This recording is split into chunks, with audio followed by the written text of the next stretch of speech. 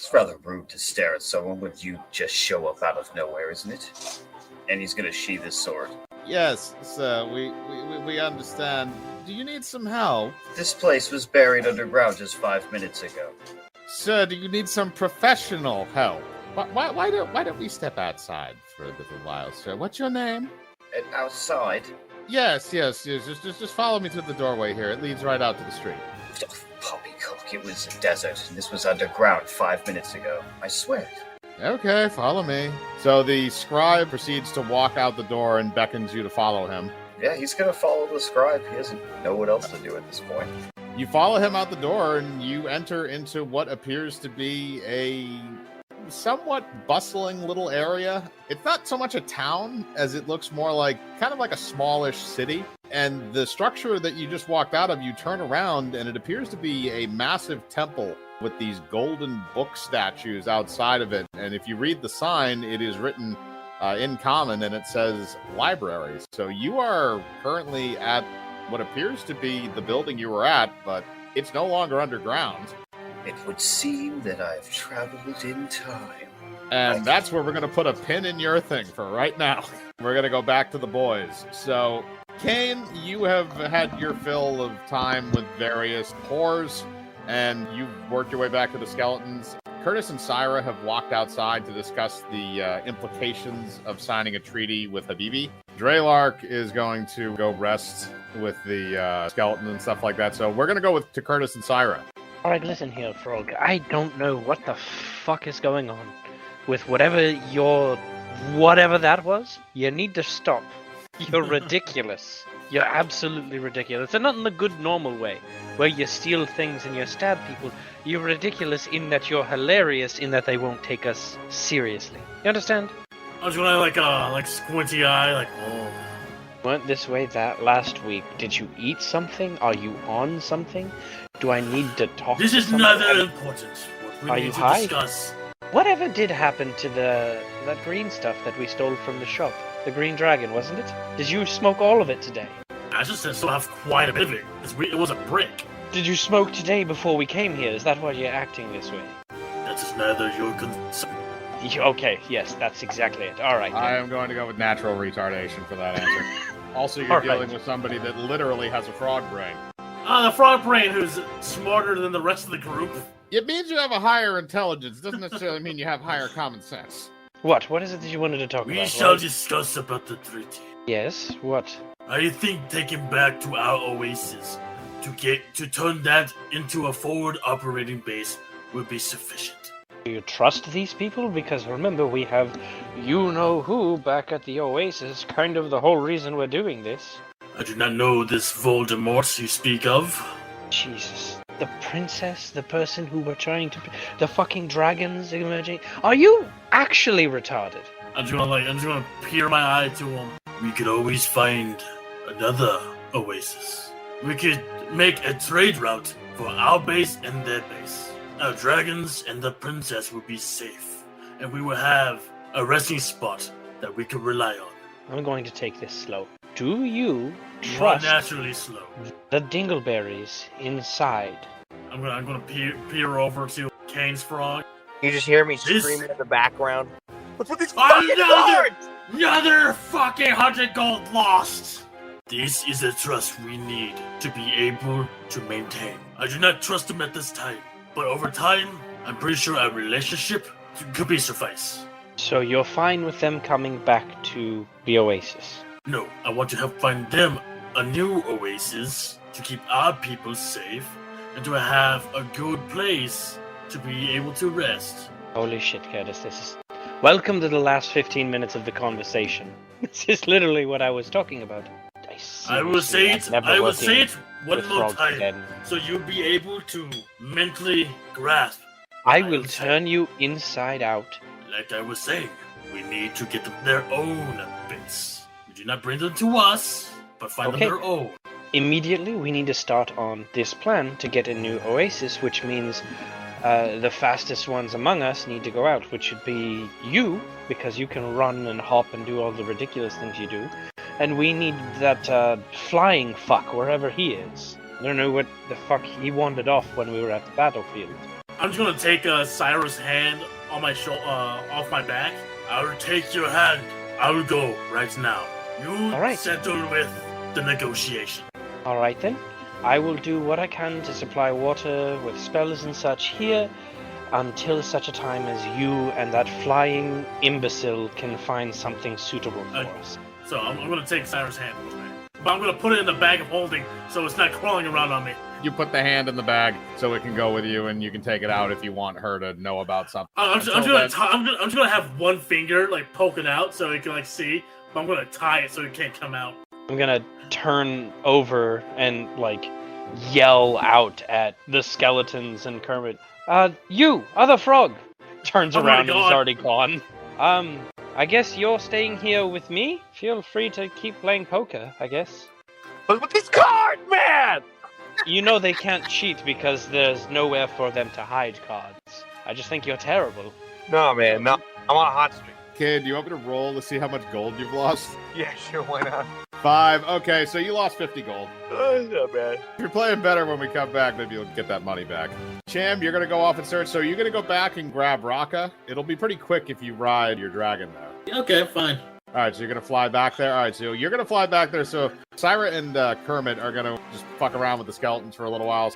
I do know create food and water and quite a few other spells that I can channel up, scoop the ground, and control water to bring them up. You're going to, I'm assuming, just do whatever you do. You make food, make water, and do that stuff for the people that are there. Yeah. All right, so you're going to do that stuff. Kermit's going to keep playing cards and probably lose. Curtis, it takes you about almost a day to fly back, but when you get back, you don't find Raka, but you do see his griffin on the ground and sitting in front of what appears to be a hole in the desert, along with, it appears to be carrying a piece of rope in its mouth. I'm gonna fly right next to it and like land near the griffin. Hey, what's up, buddy? What's the rope for? The griffin looks at you and then looks down and goes, "Ah!" at the hole that is in front of it. Shane! It's kind of pointing towards the hole. I mean, again, you don't see Raka anywhere. I'm just gonna jump down. Grab my Batman grappling hook. So yeah, So- you hook the grappling hook onto the edge and you just ride that down. I'm not going to make you do a dexterity roll for it because it really doesn't. It's just a hook and you're just going straight down. So because you have low light vision, you're able to see the room pretty clearly, even though it's not really entirely lit, unlike when Raka was in there. So as you look around, you see that everything in the room appears to be old and dusty, although you do see that there appears to be a couple bookcases where some dust was cleared off, and there is a book lying on the floor that appears to be not dusty like a lot of the other things in the room. There's some things, that is one of the things that you see that's been, looks like it's been freshly disturbed. Alright, I'm gonna look at the book. You open the book and you see that it appears to be one of Raka's Bibles to Basam Ra that he wrote himself. As you open the book, the writing on the book starts to glow and blinds you for a moment. You have to cover your eyes for a second. And as you do that, you see that you are now in a room that looks exactly like the room you were in. However, everything appears to be normal. The shelf, there's no hole in the roof. The shelves are all fine. There's a few people in the room looking at other books off of different shelves. And you do still have the Bible itself in your hand. I still have the Bible in my hand. Alright. I'm just gonna start walking around. You begin to walk around. One of the scribes looks over to you and walks over, just a normal human. He looks at you and says, can I help you? What are you doing here? You're the second person to just randomly appear in this room today. I'm going to intimidate to get answers about the so-called second person. You could just ask the question, but if you want to intimidate, that's fine. Roll. Let's see. I also get a +4 in intimidation because of the armor. All right, So so I'm like- 18. So I'm going to roll against you on that, and we'll see what he gets. He gets a +2. All right, 13. So yeah, so he doesn't resist that. So he kind of is a little taken aback by the question, but he just goes, he points out the door and says, the other man went that way. He was very tall in this strange suit of armor I've never seen before. He had this very large blue flaming sword. I'm just going to head in that direction without saying a word. Okay, you head out the front door. As you head out the front door, you see Raka standing with another scribe, and the scribe appears to be pointing around the area and pointing out landmarks and various objects around the town. You see that it appears to be a very bustling town, or small, probably more like a small city. And you also notice that the the building you just walked out of is obviously not still underground or under sand. It's pristine, and it has two statues of golden open books outside of the building. And it has a sign that says library. All right, then I'm gonna go to Raka. Raka, you notice Curtis walking toward you, which you find odd because you seem to have told yourself before that you've gone back in time. Can't even go back in the past and not find that fucking frog. The scribe who's with Raka, after you kind of make yourself known, and Raka kind of just scoffs at you, he looks down at you and says, "Oh, are you somebody that he knows? He seems to think he's from a different time or something." I'm just gonna peer over him intimidatingly and just like not answer him. You're going to intimidate him? Then you're going to need to roll for it. All right, that's an 18. I'll roll for the same as the other one, actually. I'll roll for him. He has a +2. Ooh, 20. He's not intimidated by you because you're a frog. He just kind of looks at you. He's like, if you two need to talk, I'm going to go over there for a little bit, okay? You just, talk it out amongst yourselves. No, that won't be necessary. That won't be necessary. Carry on with the tour. Oh, okay. Well, if he wants to come on the tour of the city. So we were just in the library. This is the city of Spear Point. It's very, very nice. We don't have a lot of violence here. We don't have a lot of insane things. Nobody's coming in with dragons, doing stupid, insane crap or anything like that. So we're just sort of here. It's a city of knowledge. We have one of the biggest libraries this side of the continent. Isn't it lovely? Oh, very lovely indeed. I see that you had a piece of literature in your hand that I don't think we have in the library. What's that on your side there, that book? This is my Bible. Oh my, could we add it to the collection? We're always looking for new literature. It is all beginning to make sense now. Of course, good lad. Wouldn't want to cause like a butterfly effect or something. I don't know what that is, but sure, here. You give him a copy of your Bible. He flips through the pages, and then he finds the one page with writing on it, and then flips to the rest of the pages and realizes they're mostly blank. And he kind of looks at you and says, "So, do you realize that most of this book is blank? Is this a journal?" No, it's the Bible. It's the divine schematics, specifically. You fill the pages in as you go. That way, you're not locked into any kind of specific moral fiber. God is a machine, after all. Yeah, well, it's actually kind of a novel way to go about it. Okay, we'll make sure this goes on our shelves. Until then, have a good time in the city. Enjoy the sights. It'll be lovely. So after that, the scribe sort of goes back inside of the library. It looks like he has some more work to do, and he's very eager to add your book into his collection. So now you guys are just in this city, and again, he described it very differently from how it's portrayed in what you are aware of as your time. We have gone back in time. Or everything in this book. We were living inside the book. You can roll for an intelligence check to see if that's what you Yeah, sure. honestly believe. You know that whatever has happened to you has something to do with the book, which you are currently holding. I'm gonna open the book again. You open the book. This time, nothing happens. And again, the writing is still there. It's the exact same as Raka's. The book itself appears to have not de-aged with everything else. It appears to still be the same book that you picked up. So it's dusty, the pages are dusty and kind of wrinkled and crinkled and stuff like that from being in the desert for so long. That's really the only thing you can discern from the book. You can try and analyze the magic, which Raka can do with his armor. Sure. I'll give it to him. Since Raka's armor has the ability to purify different kinds of magics, you can also gain advantage on either A, use magical device, or B, if you wanted to do a knowledge roll to see if you can try and figure out what type of magic is being used in the book, because the book is definitely at the core of what happened. It's a use magical device roll, because you're technically trying to figure out how it works. You're not technically trying to use it, but I'll say it's close enough. 16. So basically what you're able to figure out is it appears that there was some kind of an incantation put on the book that you were used, and for some reason it brought you back to this specific time period. You can tell that the spell, in a sense, that it's not like when we did Velnos' thing where he was spiritually transported somewhere. Your physical forms have been transported to this plane, which means that you can be hurt here and you can die here. The other thing that you're able to discern by the magic that was used is that it's possible it's on a time limit. because it doesn't appear that it's necessarily something that's permanent. The book is your anchor to your time, but you're not sure precisely what's going to cause it to revert and send you back. Probably someone from the library would be able to help out. You can go check. I'll go to the library. Okay, you go back inside, you walk into the pretty much almost the same room that you came out of originally. There's still some people in there, and you also see the same scribe who is putting Rocca's book on the shelf. So I'm pretty much going to relay back, something about this book brought us back in time. We need help to get them back to our original timeline. So the scribe picks up the book and looks at it, and he realizes that, yeah, it's the exact same book that he was basically given, except it's been aged significantly. And he looks down at you and looks back at the book, and he's very confused because he obviously was just handed this book and it looked like new. And the only reason he knows that is because he can read the handwriting that is in the actual book is identical, which means it's the same book, but it's in different places. And he has no idea exactly how this incantation came to be blessed onto this book that you guys were transported back here. But he seems to think that you need to experience something in this time, and maybe it'll reinvigorate the book. He recommends going, there's a mage college to the not too far on the southern half of the city. If you go there, they may be able to tell you something more. All he can do is analyze the scripture and determine that, yes, it is indeed the same book that he was just given.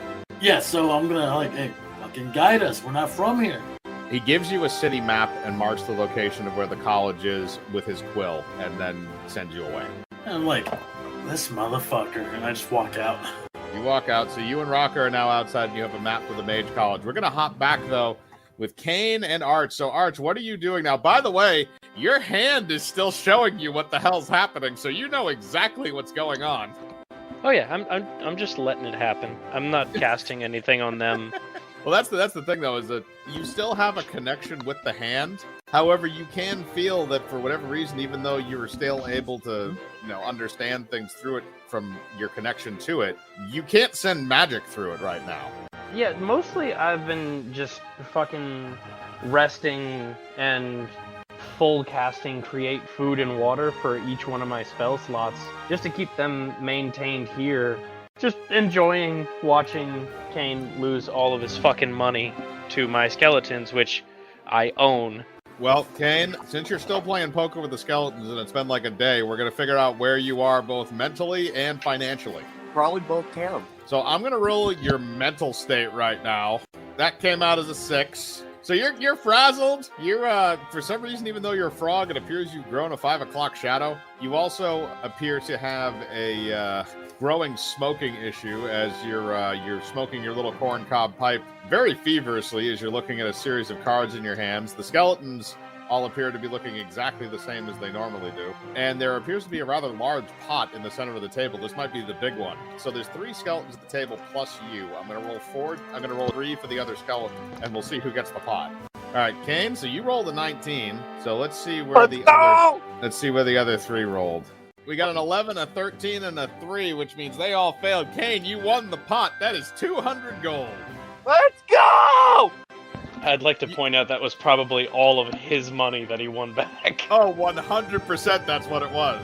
But he won it all back. All right, so Kane, you grab all the gold and you put it right back into your bag. And after you've all been said and done, do you want to keep playing poker or do you want to stop? I'm gonna stop while I'm ahead.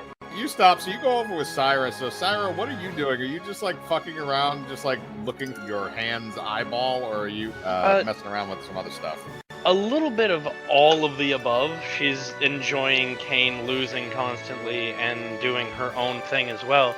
But in addendum to that, I wanted to find out, is there anybody in the camp who's looking, interested or kind of checking out the fact that there's an undead army on the foot? She's looking for converts, essentially. There are some kids that have tried throwing rocks at the skeletons for shits and giggles. But there's nobody with, a serious invested interest that she could, hey, have you heard about our Lord and Savior, the Tyrant God? I mean, there's definitely some people that are kind of curious about it because a lot of them haven't seen magical skeletons before, so there's that curiosity element that's drawing a decent amount of people there. The guards have been instructed to make sure that they have several that are posted near the skeletons, just in case. That's undead racism right there. Syra, I'm gonna have her approach the interested parties and see if anybody wants to learn. She wants to outfit these guys with clerics similar in capability, undead, and also the ability to create food and water because they live in a fucking desert and it's retarded not to have somebody who can do that. Okay, I'm going to say that there are 10 individuals there that are interested, so I'm going to roll 10 d20s, and if they roll above a 10, that means they're open to the idea. This is the frog camp all over again. All right, so we got 4 people. One of them's a nat 20, so let's... Yeah, so here's the thing. Because most of them rolled fairly high, the 20 is entirely devoted to it and will devote any amount of time and energy and also has a natural affinity for it. Along the 15 is slightly less devoted, but again, affinity, and the 13 and the 12 will be intermediates. Awesome. Yeah, she's definitely inducting them, God of Tyrants, and just like sitting there showing the best she can for basic clerical spells and the very bare minimum of like preserving corpses so that you can later use them. And also, just general material usage, like, hey, did you know if the dead body is dead, it doesn't eat its skin, and that makes great leather. So she's all in on the edge of this crowd of skeletons, teaching 6 people how to carve up a corpse. So you're going to do that. Kane, are you going to do anything with these people? Because you could possibly teach them how to use firearms if you wanted to, depending on... Nah. Also, by the way, while you guys are out there, because Spyglass Point is kind of close to the border with the Northern Forest, you do see the dragon fly by on occasion. Every time it just like sort of crosses the horizon, Syra goes, "One day I'm going to turn you into a suit."